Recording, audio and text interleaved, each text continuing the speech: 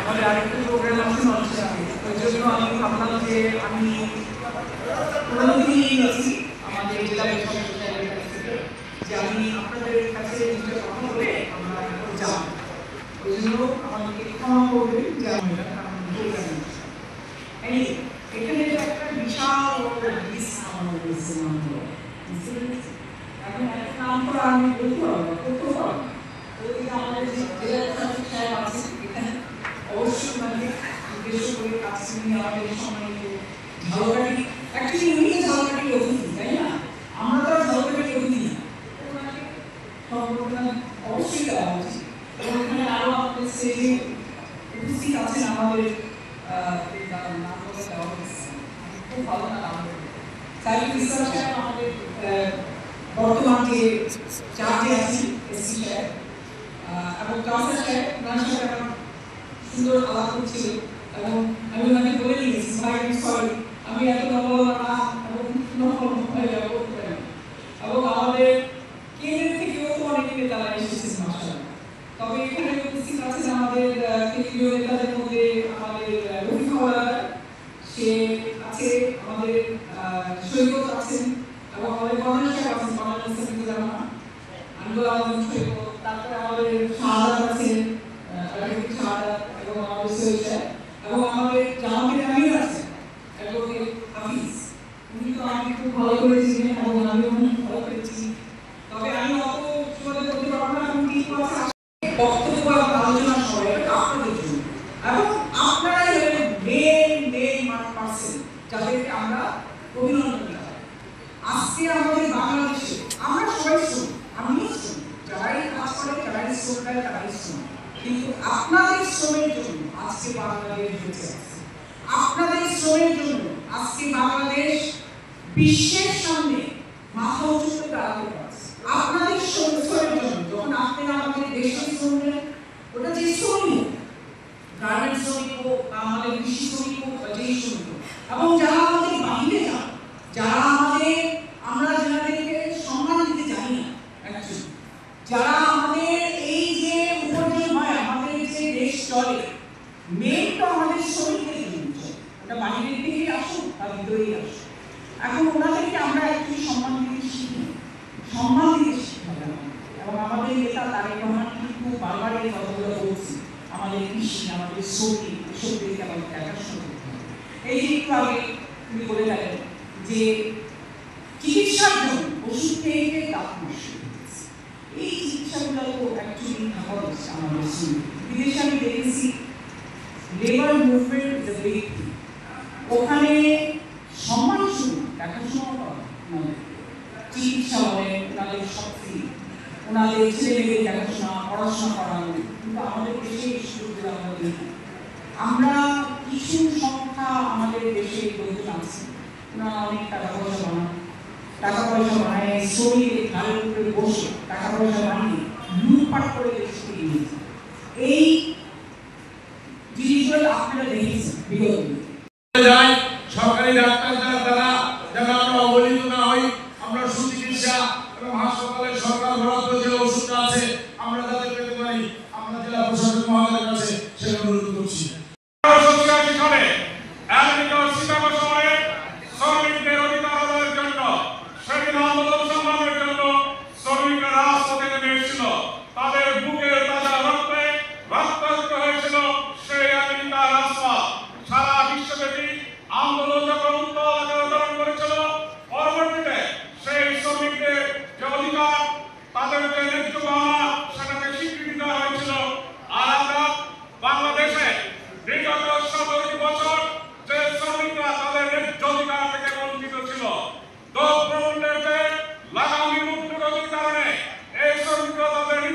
নিত্য প্রয়োজনীয় পণ্য খরিদ করতে পারেনি কিন্তু তারা সেখানে তাদেরকে সামান্যতম যে ভাত খাবে সেটুকু উপকরণ তারা খরিদ করতে পারেনি সেই দিকে যে ফ্যাসিস্ট প্রতিদেশের তাদের সরকার কোনো দৃষ্টি দেয়নি যে বিগত 17 বছর আমাদের বাংলাদেশ জাতীয়তাবাদী দল বিএনপি আমাদের প্রিয় নেতা জনাব তারেক রহমান তার সকল নেতৃত্বে বাংলাদেশের গণতন্ত্র পুনরুদ্ধারের জন্য শ্রমিকদের ন্যায্য অধিকার আদায়ের জন্য আন্দোলন সংগ্রাম চলছিল তারই সফল পরিণতি ঘটেছে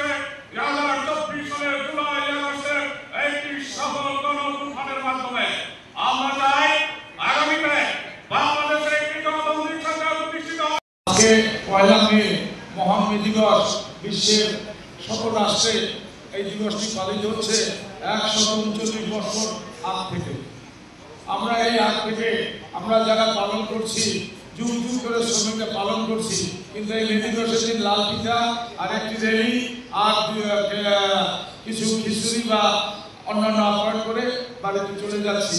আমরা নিজেরা নিজেদের অধিকার আদায় করতে কি প্রয়োজন, কতটা ঐক্যের প্রয়োজন এইটা বুঝতেছি না। আমরা কিন্তু এই জন্য পিছনে পড়ে আসছি। 1886 সালের এই গল্প শুনতে শুনতে শ্রমিকদের কান ঢালা প্রতি বছরই আপনারা শোনেন, কিন্তু এই 1886 সালের শ্রমিকদের কি অধিকার আদায়ের আন্দোলন করেছিল? 8 ঘন্টা কাজের দাবি। আমরা কোনো শ্রমিক 8 ঘন্টা কাজ করে কোনো মালিকের মন জোগাতে পারছি না। এটাকে মিথ্যা? আচ্ছা, আমরা পারছি না। আপনারা জানেন যে প্রশাসনের যারা শীর্ষ পর্যায়ের নেতৃবৃন্দ আছেন, এরা 24 ঘন্টা ডিউটি করেন, এদের কোনো ঘুম নাই। এদের নির্দেশ ঘুম সব শেষ, রোডে নামো, রাস্তায় নামো, জনগণের কাছে দাঁড়াতে হবে।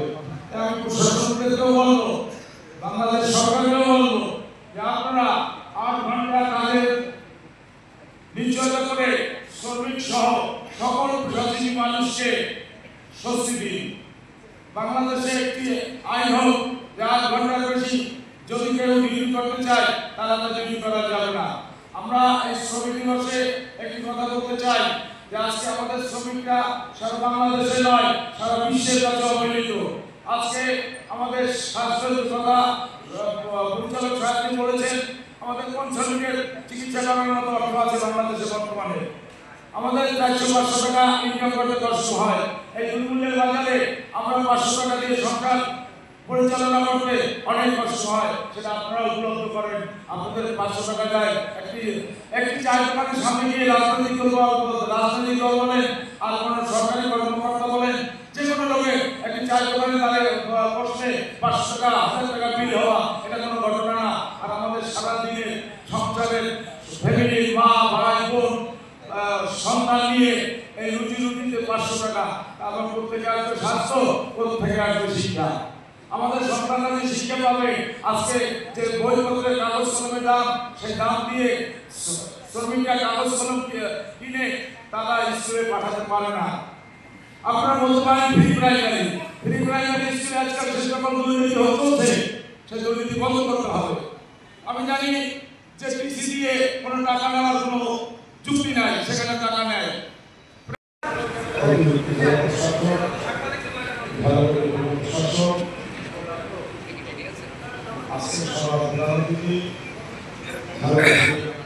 আপনি সমতুল্য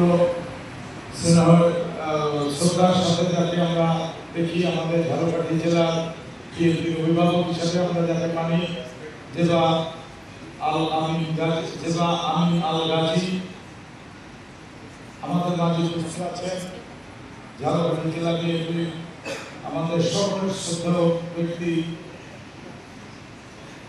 ঝালকাঠি জেলা বিএনপির সম্মানিত আহ্বায়ক অ্যাডভোকেট শহীদ হোসেন সাহেব আমাদের মাঝে উপস্থিত আছেন। ঝালকাঠি জেলা বিএনপির সুযোগ দুনিয়ার মজদুর এক হও, এক হও, এই স্লোগানে আজকে সারা পৃথিবীব্যাপী পালিত হচ্ছে মহান মে দিবস। এবং তারই ধারাবাহিকতায় আজকে ঝালকাঠি জেলা প্রশাসনের উদ্যোগে এই মুহূর্তে আমরা আয়োজনে আছি। আজকের এই আলোচনা সভায় সম্মানিত সভাপতি, ঝালকাঠি জেলার সুযোগ্য অতিরিক্ত জেলা প্রশাসক জনাব কায়সার হোসেন মহোদয় আমাদের মাঝে অতিথি হিসাবে উপস্থিত আছেন।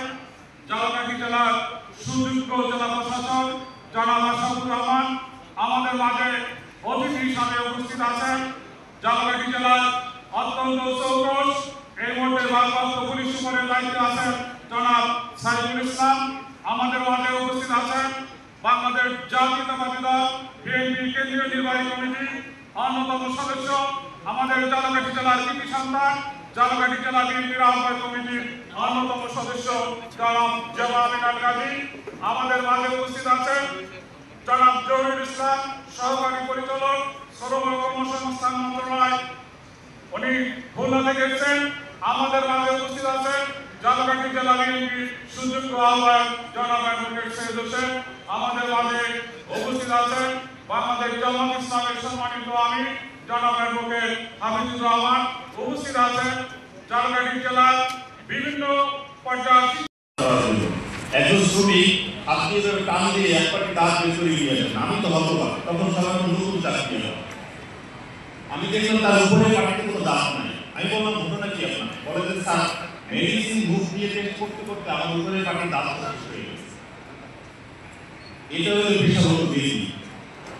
আর একটা বিষয় হলো আমার চাকরি শুরুর দিকে আমি সুতনি বিরতি দিয়েছিলাম আপনাদের এখানে শিল্পকলা একাডেমিতে উপস্থিত সম্মিলিত শ্রমিক বৃন্দ সবাইকে আন্তরিক শুভেচ্ছা অভিনন্দন।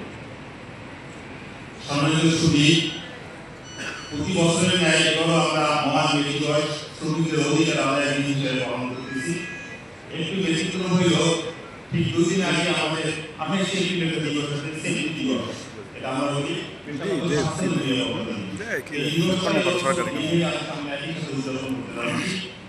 মে দিবস যেমন শ্রমিক অধিকার আদায়ের একটা দিন, তেমনি পেশাগত স্বাস্থ্য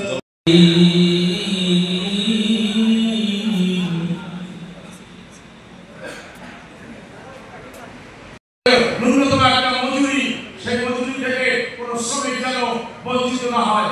আমরা চাচ্ছি কর্মক্ষেত্রে কোনো শ্রমিক যদি নিহত বা আহত হয় সেই চিকিৎসাটা জেলা প্রশাসক মহোদয়ের কাছ থেকে আমরা যেন পেতে পারি, সেই রকম একটা ব্যবস্থা নেবেন। আমরা অন্য কোনো জায়গায় গেলে আমরা তারা পাচ্ছি না। আমি অনেকটা দেখেছি সড়ক পরিবহনের দুর্ঘটনায় যারা মৃত্যুবরণ করেছে 5 লাখ 7 লাখ টাকা 10 লাখ টাকা আপনাদের মাধ্যমে চেক বিতরণ করেছেন, এটা অন্য কোনো জেলা প্রশাসনের বেলায় আমরা পাইনি। তাই আমরা মনে করতে চাই আপনি ঝালকাঠির অভিভাবক হিসাবে আপনারা আমার কাছে বলবেন আমি ঝালকাঠির সকল সংগঠনের নেতা কর্মীদেরকে নিয়ে সেই নির্যাতনের প্রতিবাদ করবো। কালো হাত ভেঙে দিতে আমি বেশি কথা বলবো না। আমি আপনারা সবাই জানেন যে আমি অসুস্থ। আমি গত 3 জানুয়ারি উপরে ঢাকা সার্জারি করেছি। আমাকে ডাক্তার কথা বলতে মানা করছে আসছে সেই 1 মাস 3 মাস 1 দিন হয়েছে। আমাকে 6 মাস রেস্টে থাকতে বলছে, কিন্তু মে দিবস অন্যান্য বিভিন্ন কারণে আমি পারিনি। আপনারা আমাকে অনেক দোয়া করেছেন। আমি একটি কথা বলে শেষ করবো। কথাটি বলতে গেলে একটু খারাপ কথা। আমি সকলের কাছে ক্ষমা চাচ্ছি, প্রশাসনের সকলের কাছে। একটি গান গেয়েছেন নকুল বিশ্বাস, সেই গানটি শেষ অল্প দিয়ে একটু কথা বলে যাব যে শ্রমিকের শ্রম আর কৃষকের ঘাম যাদের কাছে